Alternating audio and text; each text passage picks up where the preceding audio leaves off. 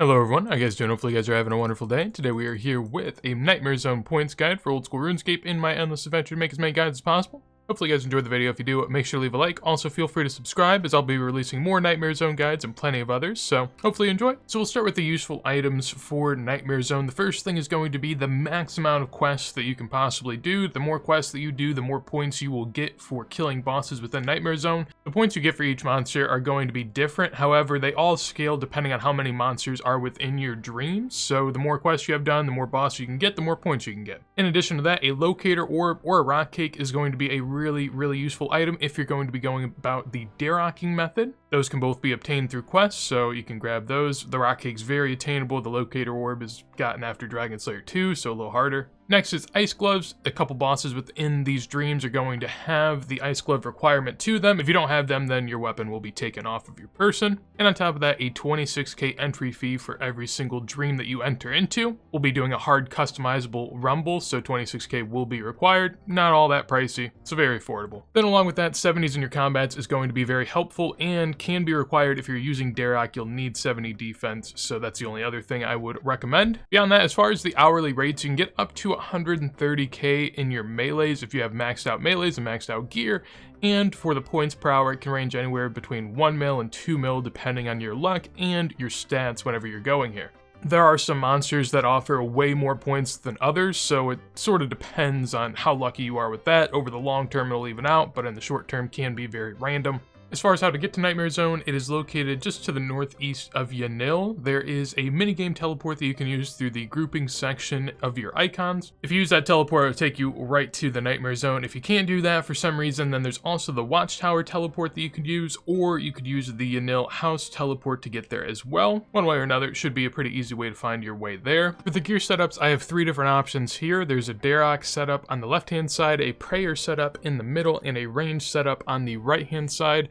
Essentially, I am showing the best versions of these setups. If you can't afford these certain items, then go with whatever alternative is best for you at the time. In all of these setups, you won't even have to worry about defense. You're just looking for the best strength output that you can possibly get, because whenever we are at the Nightmare Zone, we will have absorption potions, which will negate all of the damage we'll be taking, so it will not matter at all. For the prayer setup, you can really bring whichever weapon is best for you. Whatever the best weapon you have available for yourself is, go ahead and bring it. You'll do just fine. You're trying to train strength and bring a strength-based weapon, attack-based weapon, whatever it may be. It doesn't really matter too much. And for the range alternative, if you don't have Armadillo, feel free to bring whatever the best D-height is that's available to you. On top of that, instead of a blowpipe, you could also bring a magic shortbow imbued and use rune or amethyst arrows as well. That's a great lower cost alternative to the toxic blowpipe, which can be a bit expensive at times. So now that we know all of that, let's go ahead and get on into Nightmare Zone. For the inventory, I will be bringing a granite maul with the ornate handle attached. This allows the granite maul to only use 50% of your special attack, which is kind of the old way that it used to be. Now there's just an added on thing that you have to throw in there to be able to do that. In addition to that, I have ice gloves for the couple bosses I talked about before. I'll throw all the bosses up on screen once we get in there, so don't worry. In addition to that, I have a locator orb or a rock cake to get my HP as low as possible, because these absorption potions essentially will take in all the damage that gets dealt to you, so you want to have the lowest amount of HP possible when you take damage. That way you don't need as many absorption potions. I have an antidote for the corrupted lizard men that will poison you. In the inventory, I have overloads along with half prayer potions and half absorptions. You get overloads and absorptions through the rewards chest over here.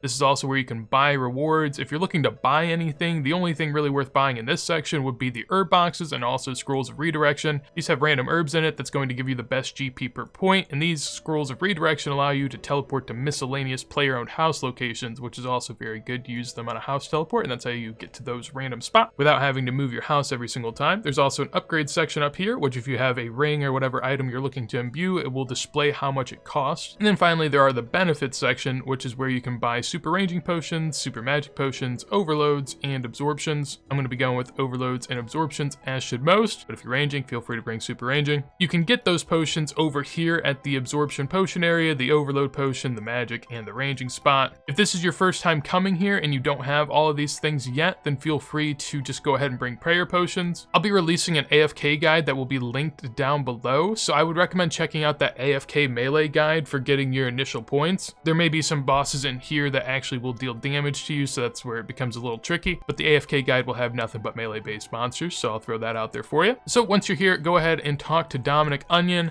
and go on through, pick Rumble, and then choose Customizable Hard Mode. It will cost 26k, say that that is alright with you. Make sure to deposit some coins in here. I already have some in here already. And for the list of bosses, I will throw that up on screen now. Essentially, most all of the bosses are checked off with a few exceptions. There are some in here that will be annoying to kill and other whatnots. We'll talk more about those in particular as we get in, but there's not too many that are going to be not checked off. So make sure to copy that and you will have the most amount of points going forward. There may be new quests and whatnot that come out in the future, so you will have to take that into account. I would recommend having the new bosses turned off unless you otherwise know that they are good to go, and you can test that out for yourself. So with that said, let's go ahead and drink the potion and head on in. From there, the way that you're going to want to set up initially is by drinking an overload, which will take away 50 HP from you. And while you're doing that, also feel the locator orb or eat from the rock cake. If you have a rock cake, instead of just spam clicking to eat, you can right click it and then use the guzzle option, and I would recommend doing that. Also, if you're low HP with the rock cake and you try to eat it, you will not be able to go lower, so make sure to guzzle it and that will allow you to go lower. From there, go ahead and drink your absorptions. I like to do it like this and just spam through all of them. You can click multiples at once and it will actually drink them.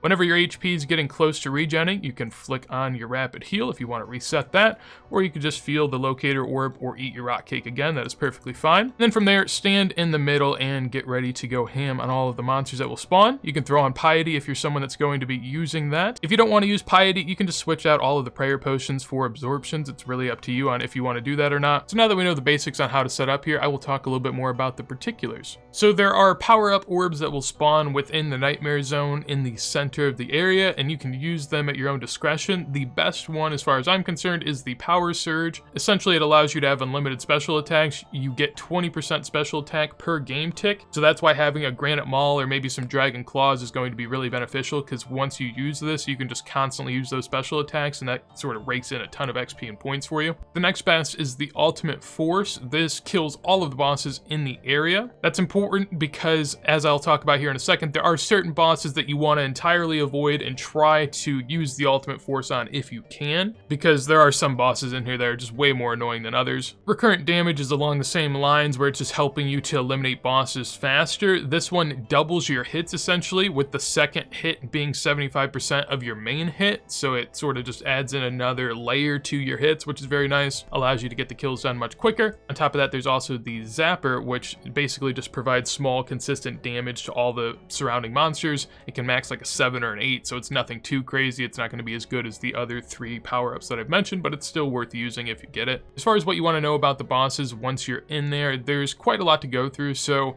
on the left-hand side, I have the bosses that are going to just involve a lot more clicking. Caramel and Camel, basically those two you're going to have to spam click because they will constantly be attacking you in these weird ways that don't allow you to auto-retaliate, so you have to constantly be clicking on them or else you're not going to be killing them. With the Giant Rock and Dad, those are ones that kind of throw you away from them, so you have to go back and attack them. That can be a bit annoying, so just keep an eye on it, and if you do want to take them out, you can. Then the ones in the middle, those 5 monsters, you're just not going to want to deal with at all. If possible, leave them off to the side, do not attack them, and just kind of wait for a good power-up that allows you to get rid of them quicker. In addition to that, if there's the extra clicking bosses and you don't like dealing with those, if there is a boost around or if there is an Ultimate Force, that can be even more incentive to use it at the time. You only want to really use the Ultimate Force whenever there's annoying monsters within the realm, so those ones I would kind of classify in that category. And then on the right-hand side, if you want to get rid of some monsters to make this more AFK for you, it will be less points, but it'll be much more palpable. That would include the Recipe for Disaster bosses, the Desert Treasure bosses, and then the 2 that swing you away from them with the Giant Rock and Dad as well. Then the next thing you're going to want to know is that the antidote is for the Corrupt Lizardmen, so if you see one of them spawn in, make sure to drink up on that and you'll be good to go. And also the Ice Gloves are for Farid and Flambeed, which are 2 monsters that if you do not wear the ice gloves against them, they will remove your weapon and then you'll be sat there punching. So make sure to throw those on if you do encounter them. Outside of that though, it is pretty simple. Just make sure to keep up on your prayer, and once your overload runs out, you can still overload even if you have the absorption set, so you'll be good to go in that regard. Make sure to constantly bring your HP down to 1. That will maximize your points per hour and your XP per hour as well. And really, that's about all you need to know. The longer that you're here, the more you'll become accustomed to what the different monsters do and how you should go about either attacking them or avoiding them, and really getting better at it and honing in on your points per hour. But yeah, that is going to be it for my Nightmare Zone Points guide. Hopefully you guys enjoyed. If you did, make sure to leave a like. On top of that, anything you'd like to tell me or others, would love to hear in a comment down below. If you want to see more videos like this as soon as I go live, make sure to subscribe. But with that said, hopefully you have a wonderful day, and peace.